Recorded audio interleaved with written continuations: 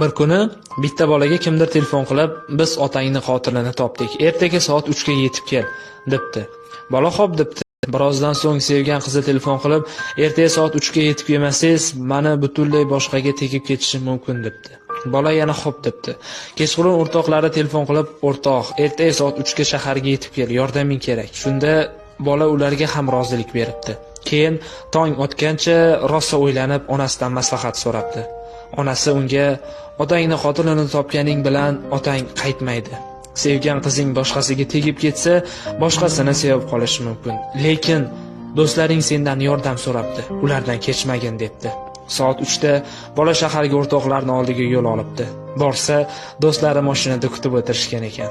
Bagajda qotilning kallasi, orqa o'rindiqda to'y libosida sevgan qizi o'tirgan ekan. O'rtoqlari esa uni quchoq ochib kutib olishibdi. Ha, do'stlik yo'qolmasin, hech qachon do'stlar.